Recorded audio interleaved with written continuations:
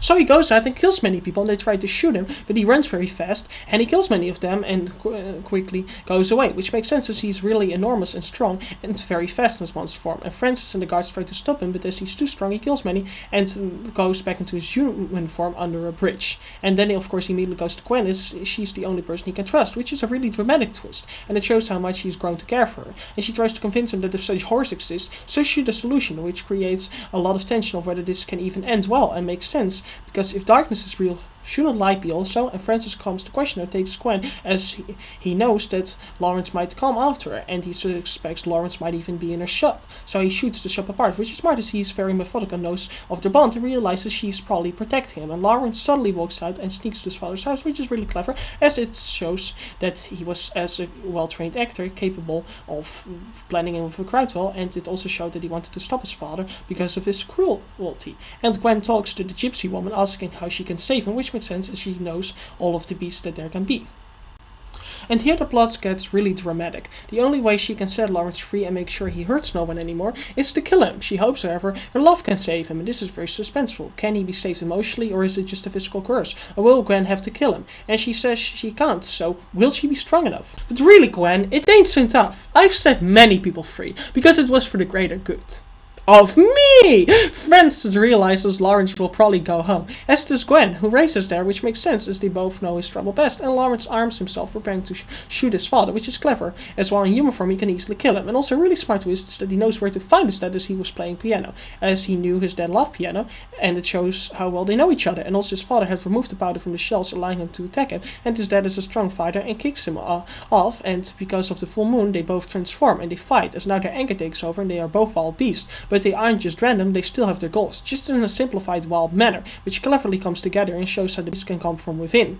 Yeah, or just from playing way too much GTA, but let's not ruin the deep analysis here. Lawrence, as he's young and strong in his beastly form, manages to take his father out, and Gwen and Francis both arrive, and Gwen manages to stop Francis from shooting Lawrence, which makes sense as he still cares for him. And interestingly, Lawrence as the beast tries to hurt Francis more than Gwen, as he hates him, and then Francis gets bitched, which is smart as it shows a never-ending cycle of victims becoming victimizers, and we see Gwen eventually manages to calm Lawrence down, but he gets upset from the people coming, and then Gwen shoots him, which is very dramatic. She kills the man that she loves. So the film also has a very conclusive yet somewhat open ending, because the two beasts are dead. Lawrence's father, Sir John, was taken out, and he himself is killed by Gwen, and she fulfills her arc. But Francis will probably become the new beast, and also people have complained that there's a lot of foreshadowing in the film, but that is part of a horror tragedy, and it is subtle. It was clever that Lawrence's father asked him not to go out at night, as he said this lunatic theory of him could be true, and that they show Lawrence being offended when they mention his mother killing herself, as it is mysterious why she killed herself, and what the connection was to the gypsies, as she was related to him, and the gypsies knowing more of the beast, and what exactly the beast is, and who he was. And Lawrence, when having been bitten, getting better hearing and feeling more lust at first, that it showed that his nature started to change and his inner beast became to battle with his humanity.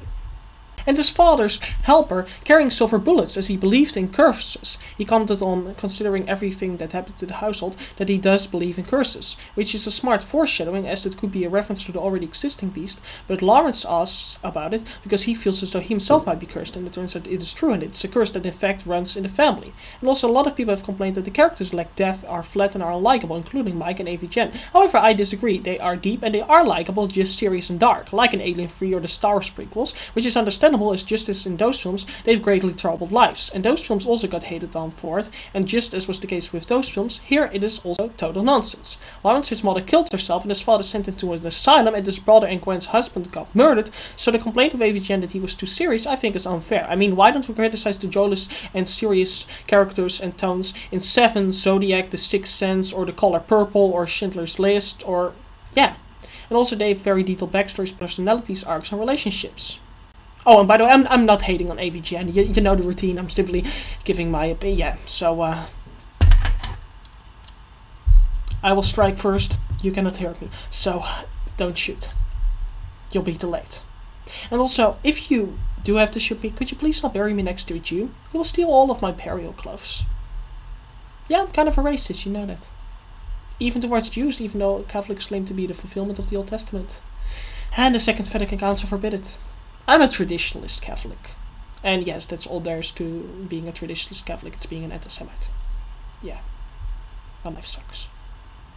Also, Jeremy Hans also called the character development choppy, even though a lot of time is spent on it, and called it badly paced, even though they cross-cut between Lawrence's conflict with his father, worries over his mother, and his feelings for Gwen, as well as her growth to be more supportive and caring, and the mystery of Sir John very much, and constantly intertwine them and have them all grow and spend time on them while still moving from one issue to another and making Lawrence the main character. And really, the characters were deep. Lawrence is a great protagonist. He has a great backstory. He had a nice brother and mother, but when his mother died, he became dark and depressed, and his father sent him to an asylum because he reminded him too much of her, so now he's distant and also somewhat of a drunkard, which is his way of dealing with his problems. He's in denial of his troubled past, stressed and cynical, but he's also polite, appreciative, and caring, because he eventually goes back to his home to find out what happened to his brother, and is concerned for his brother's wife, even though he was distant at first towards her, and he's also hard-headed when they insult his mother, prejudiced and lonely, and passively aggressive, arguing with his dad in front of Gwen. So similar to in the game and the conversation, his good and bad sides will both increase, making for a very detailed character arc that develops throughout the film and ties nicely into the story.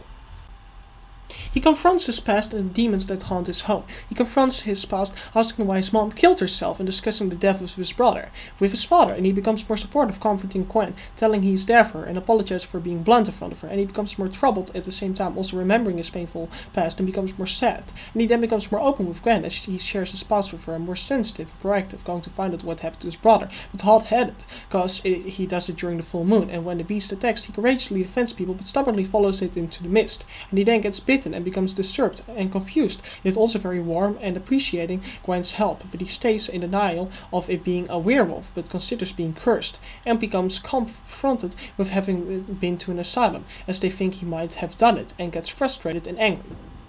Also, he has moments that he becomes more playful and forgiving, telling Gwen it wasn't wrong to get him to come and teaching her to throw rocks in the water, yet he's also overwhelmed when he senses change, and after the people come to try and forcibly take him away, he becomes even more stressed, but he's still somewhat shocked when he talks of it with Gwen and becomes perverted and vicious for a moment, and becomes unnerved and self-doubting, yet proactive, asking Gwen to leave, and he then becomes doubtful and brooding. You know, this kind of reminds me of my relationship. I loved her.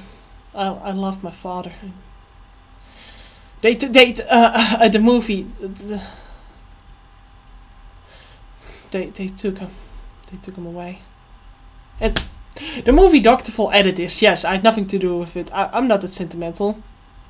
You're asking why were you sentimental during the game review? The Holocaust. That's why. God, I love that reference. I'm really quite of an anti-Semite, but it is justified. They killed Chi. Oh yeah, Vatican II forbids that.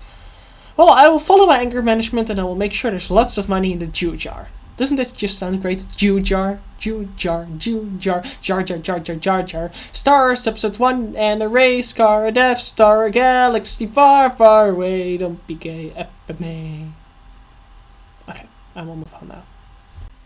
He becomes even more paranoid, noticing the Doc is suspecting of him, and he gets weapons, and he sees his father go out into the night, and he becomes even more obsessed and follows his father into some kind of secret burial ground with all kinds of things dedicated to his mother. And he's at first shocked and in denial that his father is such a secretive cave, even when he tells him that he's dead inside and that he was very sad that he saw him that night.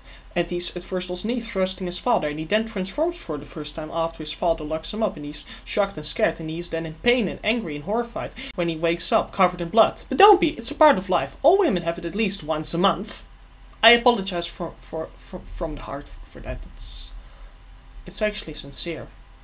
I wish I could tell you that the tragedy that has beset your life is over, but I'm afraid the darkest hour of hell are right before you.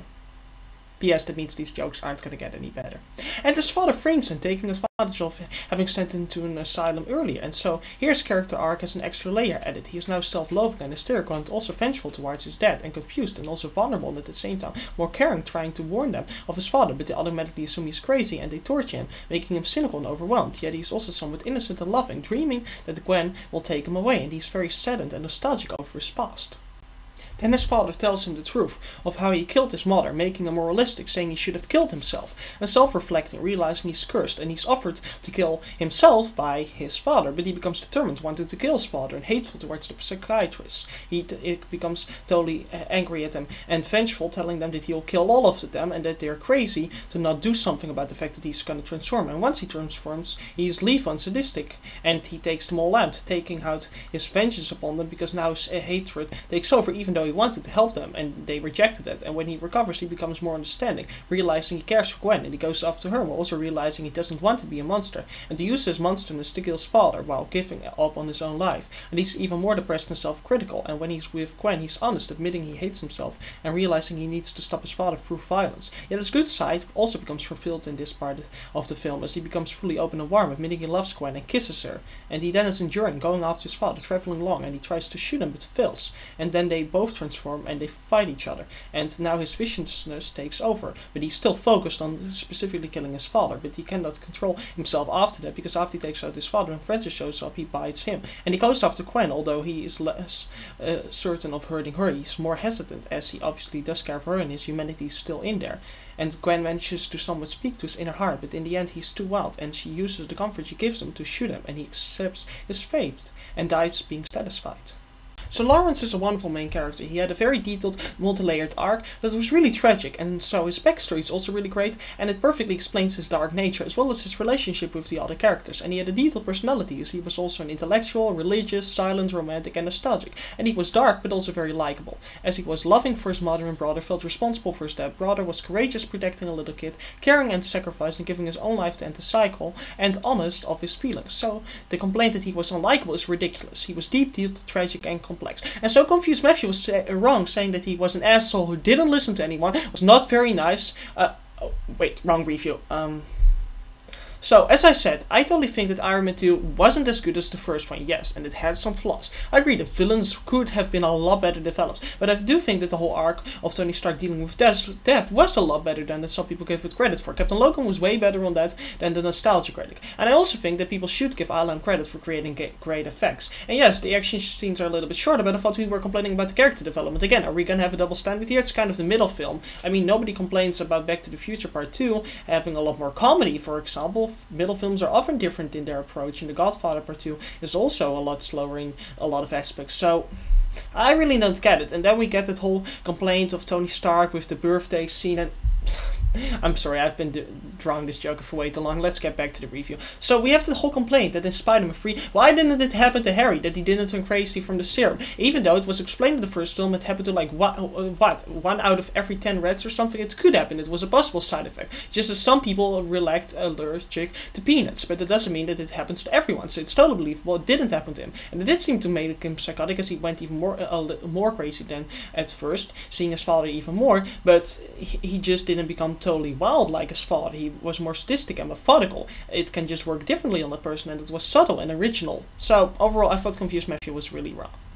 Also, his relationship with his brother is developed very subtly. We see he at first assumes his brother had betrayed Gwen, as he had lost track of him. And his relationship with him, by the way, is almost as deep as his romance with Mary Jane. Yet he does hold him still in high regard, and he comes back for him, and they care about each other as kids. Yet he stopped having contact with his brother, and it is very nice, subtle, that it is probably because his brother lived close to his father, and he's angry at his father. And Gwen is also a great character. She has a great backstory as well. Her husband was killed, and his and Lauren's father is distant to her, causing her to feel stressed and be somewhat distant and cold. Yet she wants to find out what happened to her husband Ben, and her personality is detailed. She's sad, stressed, yet caring, concerned, and also frustrated, and at first angry at Lawrence for running away from his past and not helping. She really has an arc to become more understanding and sweet and comforting, yet also in the end courageous to do what is necessary. She becomes interested, and no, I'm not gonna make a to do what is necessary Batman Begins joke.